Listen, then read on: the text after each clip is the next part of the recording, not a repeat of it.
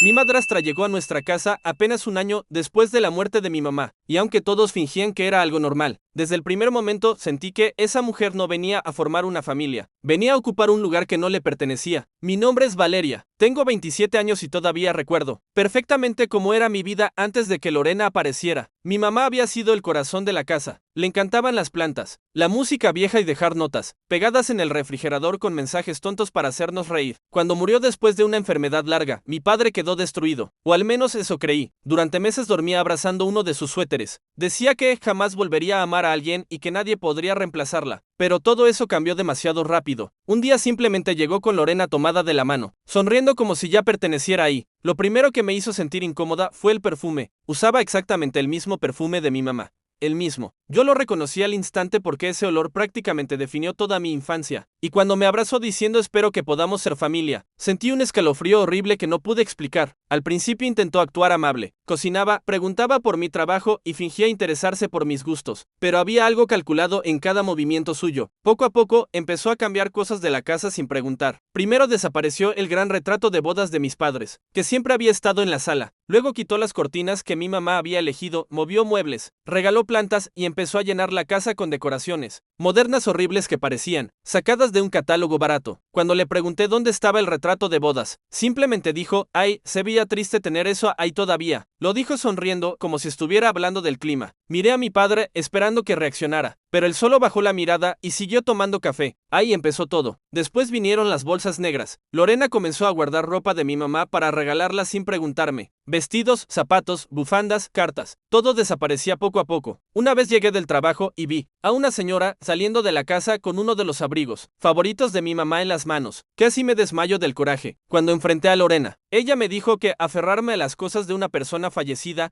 no era sano y que debía aprender a seguir adelante. Lo peor era que mi padre siempre terminaba apoyándola. Nunca discutía con ella, nunca la detenía, nunca defendía la memoria de mi mamá. Era como si estuviera ayudándola a borrarla poco a poco. Con el tiempo, Lorena empezó a actuar como si la casa fuera completamente suya. Invitaba amigas sin avisar, organizaba cenas y hablaba de darle nueva energía al hogar. Lo que más me dolió fue cuando convirtió el estudio de pintura de mi mamá en un gimnasio. Ese cuarto había sido sagrado para ella. Ahí pasaba horas pintando mientras escuchaba música antigua, pero Lorena mandó a sacar todos los cuadros, puso espejos enormes y una caminadora. El día que lo vi sentí que algo dentro de mí se rompía. Le reclamé llorando y ella simplemente explotó gritándome que mi mamá estaba muerta y que la vida seguía. Mi padre apareció por el escándalo y me gritó a mí. Me dijo que dejara de actuar como una niña y que estaba arruinando el ambiente de la casa. Ese día entendí algo horrible. Mi padre no estaba siendo manipulado. Él estaba participando en todo aquello. Ya no era la víctima de Lorena, era su cómplice. La situación empeoró cuando comenzaron los comentarios sobre las joyas de mi mamá. Ella tenía una colección hermosa que había heredado de mi abuela. Anillos antiguos, collares de oro, pulseras y aretes que llevaba guardando toda su vida. Antes de morir, dejó especificado en el testamento que esas joyas serían para mí. Yo estuve presente cuando habló con el abogado, así que sabía perfectamente que legalmente me pertenecían. Pero una noche durante una cena familiar, mi tía Clara mencionó las joyas y Lorena respondió con una sonrisa extraña. Bueno, algún día todo eso será parte de esta nueva familia. Sentí el corazón detenerse. Más tarde le pregunté a mi padre si le había mostrado las joyas y él respondió que Lorena solo tenía curiosidad, que no fuera egoísta. Egoísta. Me llamó egoísta por proteger lo único que mi mamá me había dejado. Desde ese momento empecé a sospechar que Lorena quería algo más grande que simplemente redecorar la casa. Comencé a notar comportamientos raros. Varias veces la encontré entrando al despacho de mi padre, cuando pensaba que nadie la veía. Una tarde incluso la descubrí intentando abrir la caja fuerte donde estaban las joyas. Cuando me vio se puso nerviosa y dijo que buscaba documentos, pero era mentira. Mi padre jamás dejaba que nadie tocara sus papeles. Empecé a tomar fotos de todo porque sentía que algo muy malo estaba por pasar, y pasó.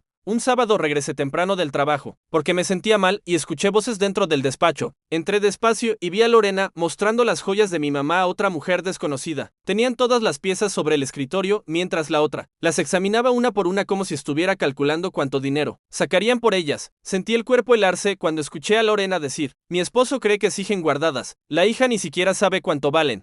En ese momento saqué el teléfono y empecé a grabar escondida detrás de la puerta. La otra mujer preguntó si estaba segura de poder venderlas, y Lorena respondió algo que jamás olvidaré. En unas semanas pondremos la casa a nuestro nombre y ellas irá. Después de eso nadie podrá reclamar nada. Cuando escuché eso perdí el control. Entré gritando y agarré la caja de joyas antes de que pudiera reaccionar. La otra mujer salió casi corriendo. Lorena intentó quitarme la caja y comenzó a decir que exageraba, que mi padre tenía derecho a hacer lo que quisiera. Entonces se acercó y me susurró al oído: tu madre está muerta. Yo soy la esposa ahora. Juro que nunca había sentido tanto odio por una persona. Cuando mi padre llegó, Lorena empezó a llorar fingiendo que yo la había atacado. Pero esta vez yo tenía el video. Se lo mostré completo, esperando que por fin entendiera quién era realmente la mujer que había metido en nuestras vidas. Vi como el color de su cara cambiaba mientras escuchaba a Lorena hablando de vender las joyas y quedarse con la casa. Por unos segundos pensé que abriría los ojos, pero no. Lo único que dijo fue que grabara escondidas. También estaba mal y que ambos estábamos creando problemas innecesarios. Sentí que me arrancaban el corazón. Esa misma noche entendí que estaba sola y que, si quería salvar lo que quedaba de mi mamá, tendría que hacerlo sin él. Al día siguiente fui directamente al abogado que manejó el testamento. Le mostré las pruebas y descubrí algo que Lorena jamás imaginó. Legalmente mi padre no podía vender la casa sin mi autorización, porque parte de la propiedad pertenecía a mi mamá y había pasado a mí tras su muerte. Las joyas también estaban claramente registradas como herencia exclusiva para mí. El abogado me recomendó sacar inmediatamente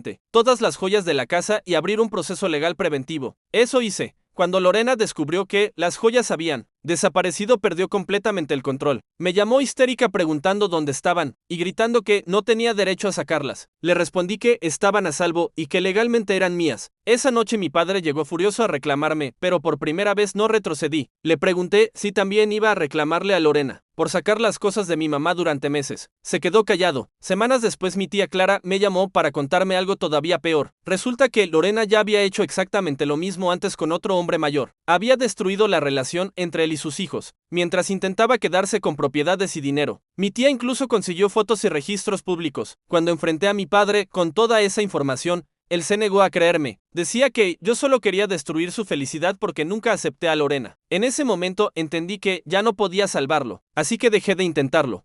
Poco después me mudé, temporalmente con una amiga mientras seguían los trámites legales, y ahí fue cuando todo empezó a derrumbarse para Lorena. Creyendo que ya había ganado, comenzó a redecorar la casa entera y hasta publicó fotos presumiendo su nuevo hogar. Pero entonces llegaron las notificaciones legales, que bloqueaban cualquier intento de vender la propiedad o mover bienes heredados. Según mi tía, la pelea que tuvo con mi padre esa noche fue brutal, y en medio de la discusión, Lorena cometió el error final. Le gritó que todo ya debería haberse vendido, y que su hija había arruinado sus planes. Mi padre finalmente entendió que nunca fue amor, solo interés, pero ya era demasiado tarde. 2 meses después apareció en mi apartamento llorando y completamente destruido. Lorena había vaciado una cuenta bancaria y desaparecido sin dejar rastro. Ni siquiera se despidió, solo dejó una nota diciendo que estaba cansada de vivir rodeada de dramas. Mi padre quería perdón, pero sinceramente no supe qué sentir, porque aunque Lorena había sido cruel, quien realmente permitió que destruyeran la memoria de mi mamá fue él, y esa traición dolió mucho más que cualquier cosa que ella hubiera hecho. Con el tiempo, logré recuperar algunas de las pertenencias de mi mamá. Encontré cuadros guardados en el garaje, cartas escondidas, entre cajas y perfumes viejos que Lorena no había alcanzado a tirar. Poco a poco reconstruí los recuerdos que intentaron borrar, y aunque jamás volví a ver a mi padre de la misma manera,